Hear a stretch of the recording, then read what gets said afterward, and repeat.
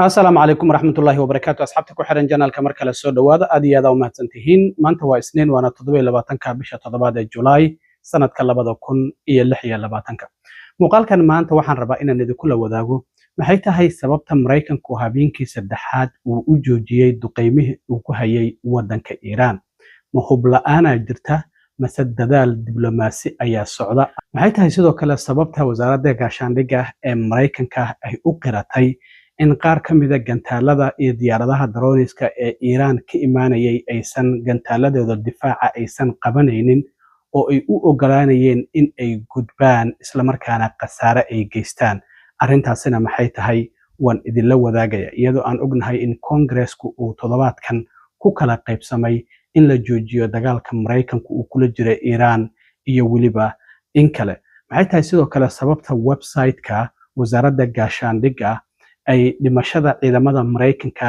ee 18 askari ah ay u kala qaybsan tahay oo afartii dambe aan loogu daraynin dagaalkan Iran tirada ciidamada ku dhaawacantay Mareykanka dagaalku uu kula jiray Iran oo shaaca laga qaaday isla markaana korortay arrimahaasi oo ayaan idinla wadaagayaa balse marka hore soo dhawaada dugsiga casriga ee Tarbiya Islamic Academy waxa uu kugu bushaareynaya goob kasta iyo goor kastaba inaad hab online aad ku baran karayso barashada Quraanka, barashada higaada iyo shareecada Islaamka waxaana meesha ka maqneen barashada luqadda Carabiga ee tarbiyada awlaada.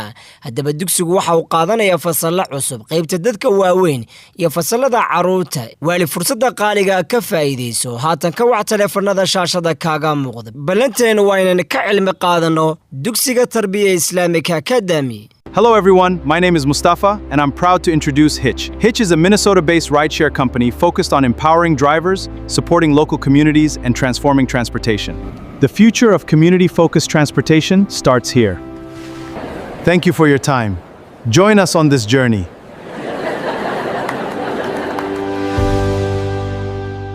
Umrada sanadkan Salama Group waxay idin haysaa adeegyo cusub waxaana ka mid ah adeegyadaas kow hoteello u dhow labada xaram ee Makka iyo Madiina looga halweyn karo xilliyada salaada. Labo gaaridaad ku soo booqan doonto goobaha muqaddaska ah ee lagu xusayo taariikhda Islaamka. Saddex baridda qaabka loo guto acmaasha umrada.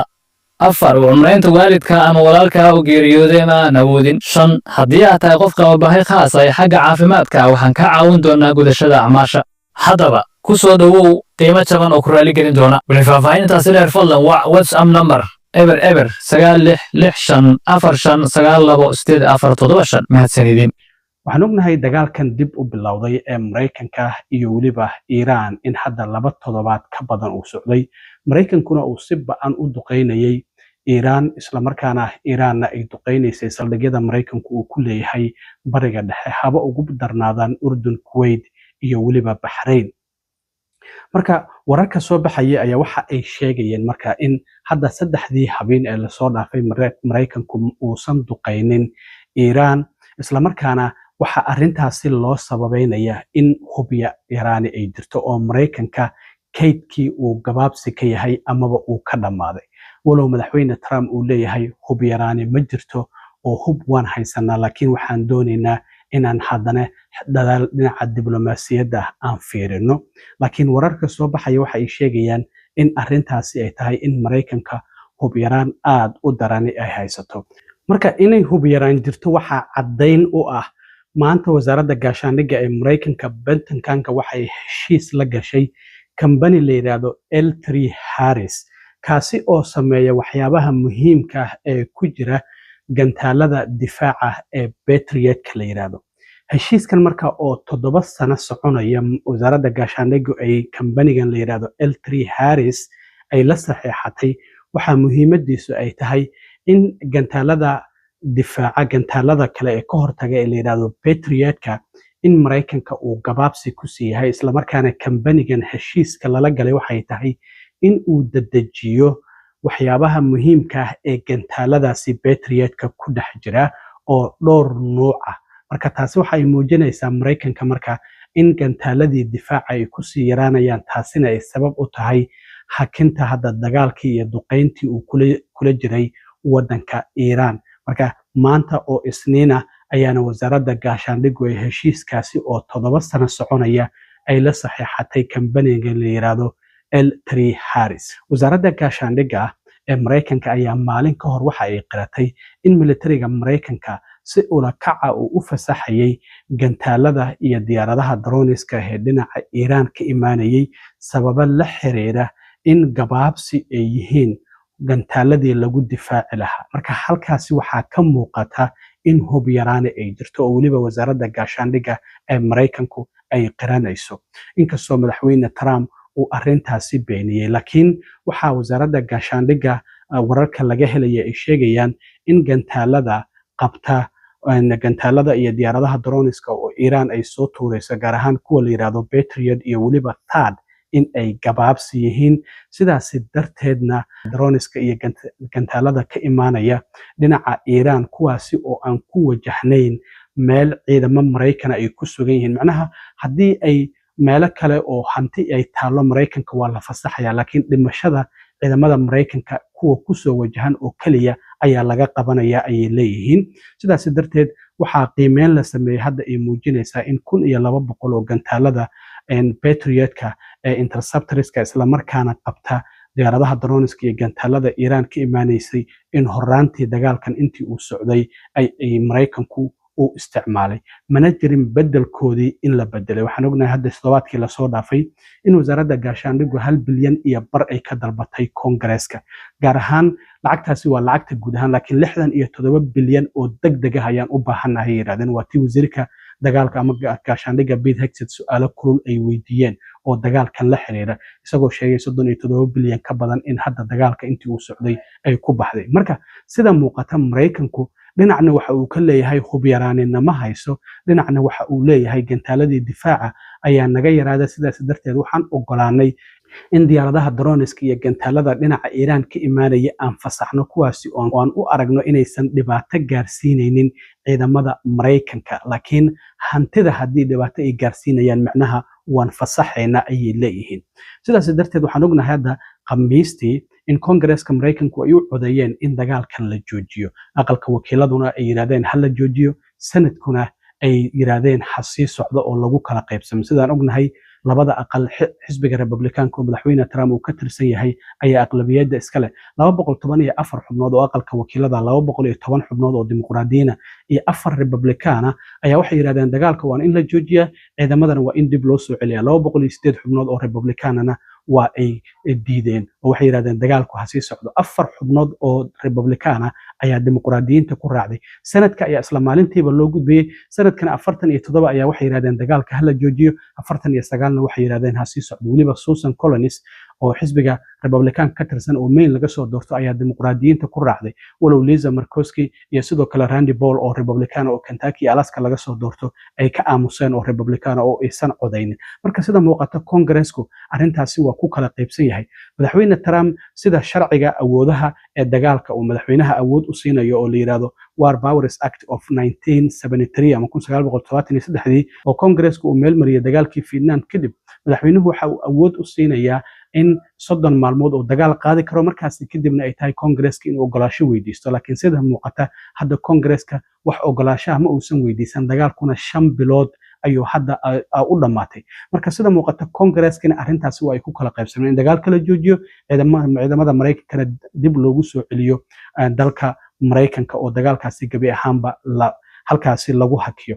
marka sida muuqata Mareykanka dagaalkan waa ku daba dheeraaday. doorashooyinkii xilliga dhexe waxaa ka harsan 3 bilood oo kaliya.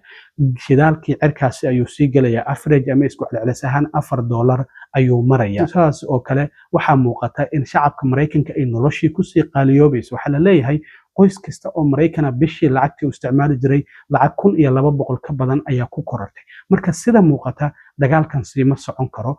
maamulka madaxweyne Trumpna dabka maan ku dhacaa mise waa ka turkaya xaalkoodu maraysa. sidoo kalena dhibaatooyinka ciidamada Mareykanka soo gaaray, wasaaradda gaashaandhigga hadda waxay xaqiijisay in 600 ka badan ay ciidamada Mareykanka uga dhaawacmeen intii dagaalkan uu socday. ku dhawaad 624 xubnood ayaa ku dhaawacantay ayaa la leeyahay ilaa iyo 25kii bishan oo hadda laba maalmood ka hor ahayd. waxaa sidoo kale ciidamadaasi ka mid ah 417 oo ku dhaawacmay xilligii howlgalkii Epic Fury uu socday. waa qaybtii koowaad ee dagaalka intii xabad joojintii heshiiskii isfahamka aan la gaarin. 207 askarina waxay ku dhaawacmeen hadda dagaalkii labadii toddobaad ee lasoo dhaafay socdo, oo weliba wasaaradda gaashaandhigu ay kala qaybinayso. waxay leedahay hadda 207 xubnood waxay ku dhaawacmeen overseas operation, macnaha wadanka dibadiisa howlgaladii ay u joogeen ayay ku dhaawacmeen. macnaha dagaalkan Iiraan ay kula jiraan askartii ku dhimatay ama askartii ku dhaawacantay waa la kala qaybinaya. wasaaradda gaashaandhigu waxay leedahay 417 howlgalkii Epic Fury oo 28 February bilowday, isla markaana sidoo kalena heshiis xabad joojina la gaaray bishii Abriil 8 uu dhaqan galay ayay ku dhaawacmeen. 207 waxay ku dhaawacmeen howlgallo kale oo wadanka dibadiisa ciidamada Mareykanku ay ka hayeen. sidaas ayaa loo kala qaybinaya. sidoo kale dhimashada ciidamada Mareykanka soo gaartana waa la kala qaybinaya. hadda 18 askari ayaa Mareykanku uu qiranaya, walow Iiraan ay leedahay intaasi waa ay ka badan yihiin oo shacabka Mareykanka ayaa laga qarinaya. laakiin waxa ay leedahay hadda wasaaradda gaashaandhigga website-keeda ku qoran in hadda Epic Fury aan askarta ku dhimatay howlgalkaasi 14 ay yihiin. 40 askari oo 3 ka mid ah Urdun ay ku dhinteen, midna Ciraaq uu ku dhintay hadda toddobaadkii la soo dhaafayna waxa ay leeyihiin howlgal sida ciidamadii dhaawacmo kale howlgal wadanka dibadiisa ciidamada Mareykanku ay ka hayeen ayay ku dhaawacmeen. marka waa la kala qaybinaya. wasaaradda gaashaandhigga website-keeda ayaaba sidaasi ay ku kala qoran tahay, oo waxaa muuqata in laba qaybood laga kala dhigayo ciidamada Mareykanka ee dagaalkan iyagu ku dhaawacmay. marka sida muuqatana Mareykanka hadda waa uu joojiyay duqeymihii 3 habeen ee lasoo dhaafay Iiraan uu ku hayay. Iiraanna iyaduna dhankeeda waa ay joojisay. haddii aan wax lagu soo tuuraynin annaguna waxba sooma tuurayno.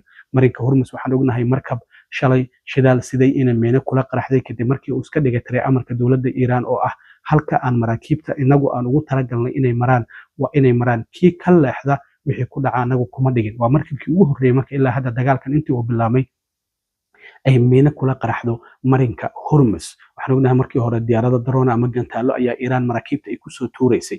baabul mandab arrinta ka taagan waan ognahay Xuutiyiinta iyo Sacuudiga dagaalka ka dhaxeeya oo Xuutiyiintu ay yiraahdeen markab shidaal ka soo qaaday Sacuudiga halkaas ma mari karo, maraakiibna ay gantaalo ku dhufteen, kuwa kalena ay iska laabteen. marka labadii meel ee shidaalka caalamka uu kala gooshayay haddii hadda dhuunta la qabto caalamku waxay tahay macnaha in cunaqabateyn rasmi ah ay caalamkii saaran tahay. marka isagoo Trump ku wareersanaa arrintan Hormuz iyo Iiraan ayaa haddana Xuutiyiinta iyo baabul mandab ay soo baxeen.